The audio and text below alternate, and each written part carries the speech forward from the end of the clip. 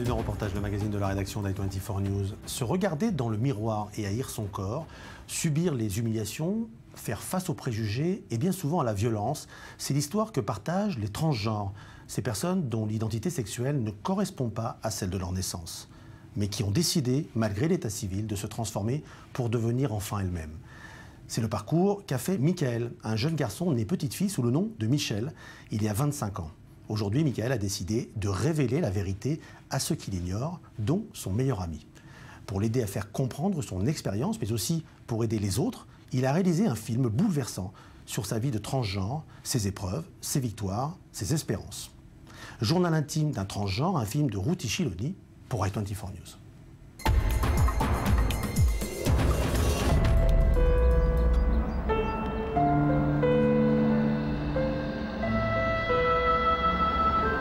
Celui qui voit ça de l'extérieur peut ne pas comprendre ce que c'est d'être avec des amis qui ne savent pas et garder le secret. Et puis tout d'un coup, boum, leur dire « ce que vous allez voir va peut-être changer ce que vous pensez de moi. Mais je reste exactement la même personne qu'avant, avant que vous ne le sachiez. »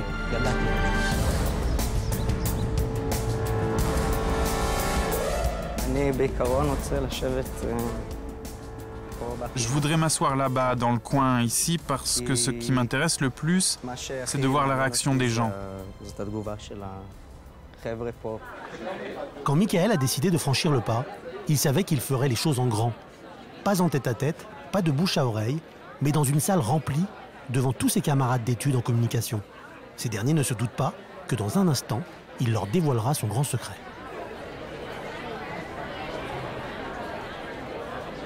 Tu arrives à croire ce que tu es en train de faire? Oui et non, c'est un peu comme dans un rêve. C'est un rêve qui se réalise. Quand ce sera fait, je pourrai le croire.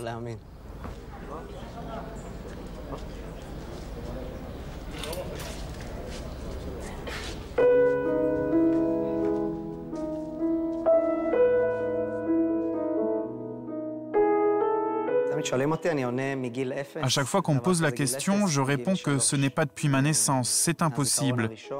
Mais depuis l'âge de 3 ans, dès mon premier souvenir, je sentais que j'étais un garçon. Je n'ai jamais ressenti aucune confusion à cet âge-là, je sentais que j'étais un garçon.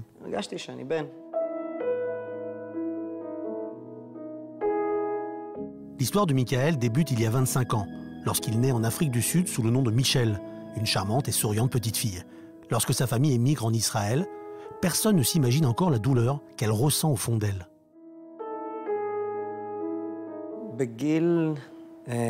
À 12 ou 13 ans, je suis allé chercher sur Internet si ça existait. Je pensais que j'étais le seul au monde, que ça n'existait pas et qu'on n'y pouvait rien.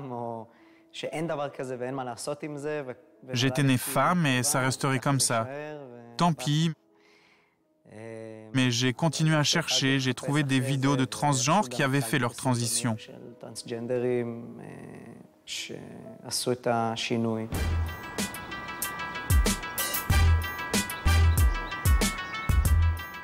Où tu nous emmènes? C'est le lycée dans lequel j'étudiais. Une école religieuse pour filles. J'y ai beaucoup de souvenirs.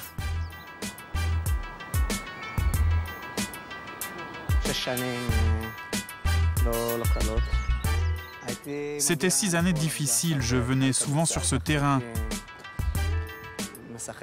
J'avais un ballon de basket et je venais jouer, surtout seul, avec mes propres pensées. Avec le temps, on peut dire que c'est devenu de plus en plus déprimant. Je n'étais entouré que de filles. Et c'était une école assez stricte. Et tu gardais tes pensées pour toi à cette époque? Oui, on peut dire ça. Certains l'avaient deviné, mais à l'école, tout le monde préférait l'ignorer et éviter d'en parler. Ce n'est qu'à la fin des études que Michael, qui est encore Michel, trouve le courage de raconter. En terminale, j'ai expliqué au directeur qui j'étais, ce que j'étais. Je crois que sa réaction, c'était de dire « ça passera avec le temps », quelque chose comme ça.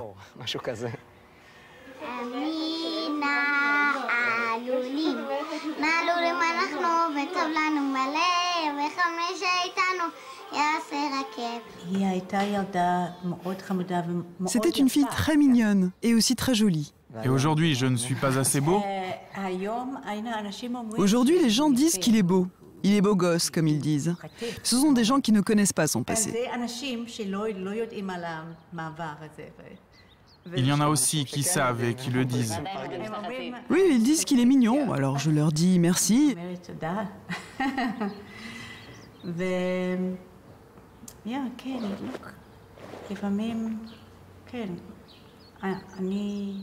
Et oui, parfois elle me manque, cette petite fille pleine de vie.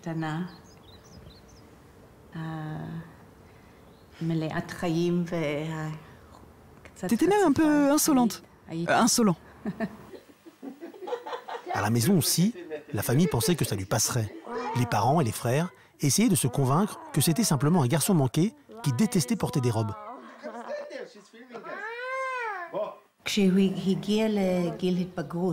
À l'adolescence, j'ai commencé à remarquer qu'il y avait quelque chose de différent. Dans sa démarche, par exemple. Il avait aussi coupé ses cheveux très courts. Et lui-même me disait et disait à mon ex-mari qu'il voulait être un garçon.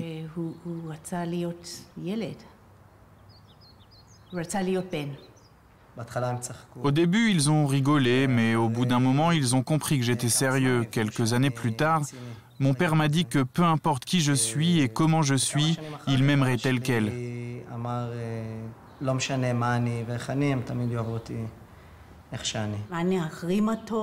J'allais quoi? Le bannir? Le gronder? Je savais que ça ne changerait rien. Je voulais qu'il soit heureux. Son père décédera avant qu'il ne passe à l'étape suivante. Il y a 3 ans, Michael décide de subir une ablation des seins et de s'injecter des hormones masculines. Il était tellement déterminé à le faire, alors je suis allée avec lui pour son opération. Ça reste mon enfant. Je ne le laisserai pas tomber, quoi qu'il arrive.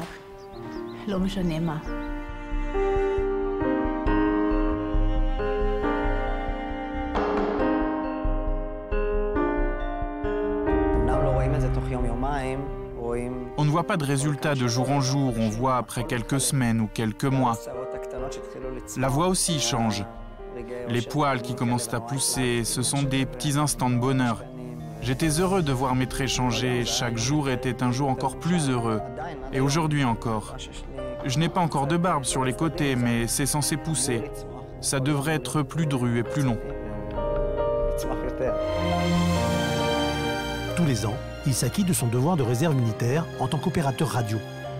La même fonction qu'il occupait en tant qu'opératrice radio lors de son service régulier. Une situation délicate, à l'époque comme aujourd'hui. C'est une sorte de survie, surtout pendant le service, quand je veux me doucher.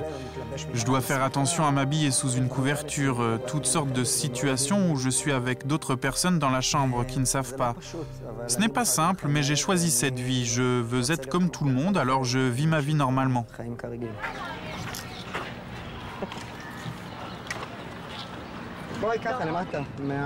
Ici, en bas, face à moi, quels exercices vous voulez filmer? Des exercices d'équilibre? Ça passe bien à l'écran? Oui, quelque chose qui passe bien à l'écran. 1, 2. Cette semaine, il a filé de tourner sa vidéo. Avec Inbar, également transgenre, il filme l'épisode qui clôt le processus. Il a documenté tout son parcours. Il savait qu'il posterait ça sur YouTube, comme le font de nombreux transgenres à travers le monde pour faire connaître leur communauté. Une communauté qui souffre d'une mauvaise image, de discrimination, de violence et de préjugés. Mais il y a également un autre objectif, expliquer ses propres difficultés personnelles, celles d'un jeune homme de 25 ans qui rêve aussi de connaître l'amour. Malheureusement, j'évite un peu de draguer les filles. Si un homme normal a peur d'être rejeté par une fille, alors moi... J'ai peur d'être rejeté non seulement en tant qu'homme, mais aussi en tant que transgenre. C'est un double rejet. Je sais que ça me ferait perdre un peu de mon amour-propre et de ma confiance en moi. Peut-être qu'après, j'aurai beaucoup de mal à vivre ça.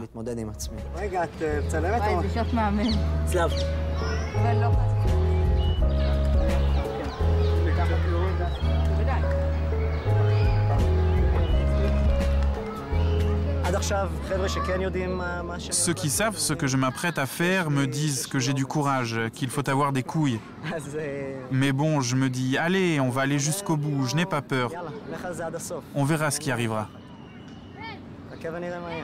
Mais juste avant de poster son film sur YouTube, il prépare une grande projection face à ses camarades de classe qui ne connaissent que Michael et qui n'ont jamais entendu parler de Michel. Je suis sous testostérone depuis 3 semaines. Sous testostérone depuis 6 semaines. Sous testostérone depuis 9 semaines. Sous testostérone depuis 3 mois. Sous testostérone depuis 4 mois. Sous testostérone depuis 10 mois.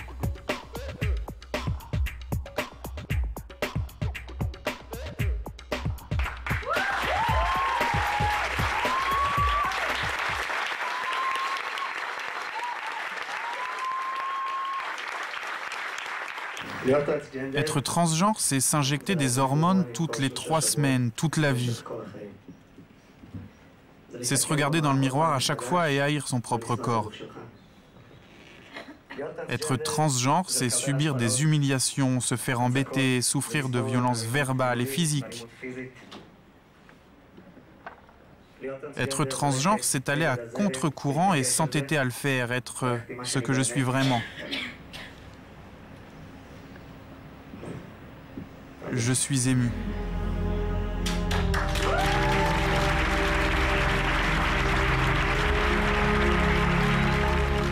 Assis dans un coin près de la porte, Daniel écoute.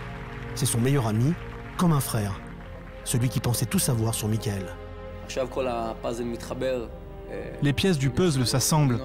Et le fait qu'il verrouille les toilettes, qu'il se douche séparément, ce genre de choses. C'est drôle quand on y repense.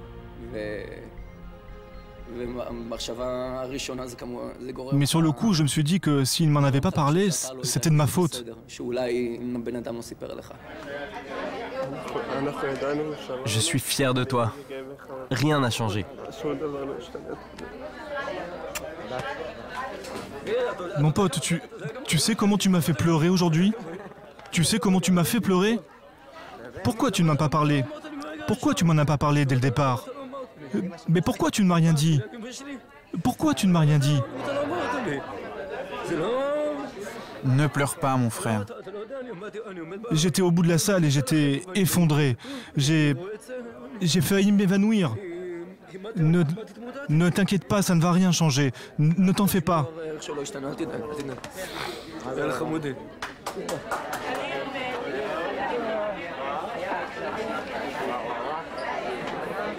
Pour les gens, c'est facile de juger et de dire « il est perturbé, il est fou, il ne va pas bien ». Moi, je peux témoigner directement. Je ne suis pas perturbé, je ne l'ai jamais été. J'ai toujours su ce que j'étais et qui j'étais. Je ne regrette rien de ce que j'ai fait jusqu'à aujourd'hui. Je suis beaucoup plus heureux qu'avant. Si les gens comprenaient qu'il vaut mieux être heureux que d'être déprimé ou que de ne pas être, je pense qu'ils accepteraient plus facilement.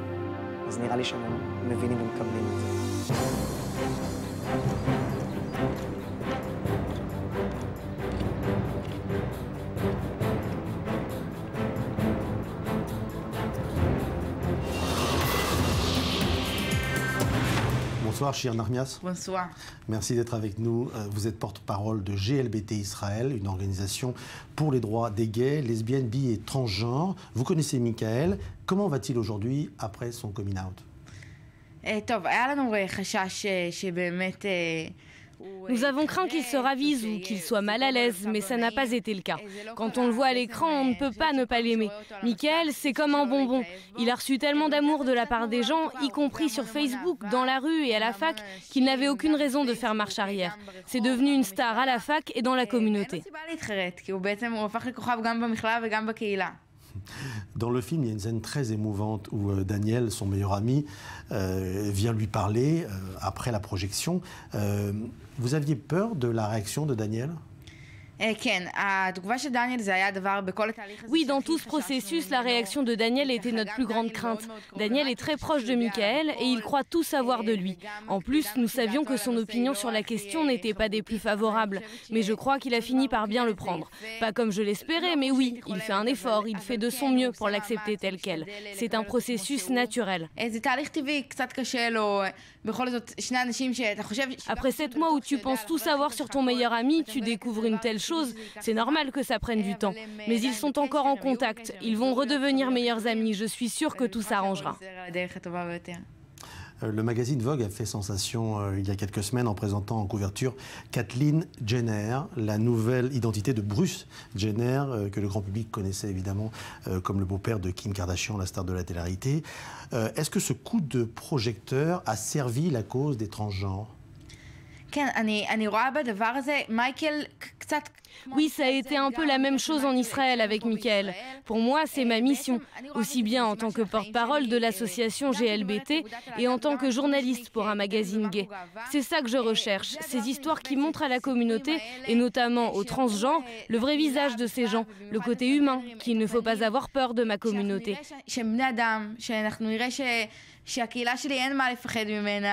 C'est une belle communauté qu'on peut facilement aimer. Plus on voit ça à l'écran, plus on avancera. Aujourd'hui, il y a plus de visibilité des gays que des transgenres. On travaille là-dessus. La démarche de Michael est encore un pas vers cet objectif. Merci. Merci Shirin Armias. Merci Stéphane. Merci d'être venu ce soir. Voilà, je vous retrouve la semaine prochaine pour un nouveau numéro de reportage, le magazine de la rédaction d'I24 News. N'hésitez pas à nous laisser vos commentaires sur la page Facebook de l'émission. À bientôt. Au revoir.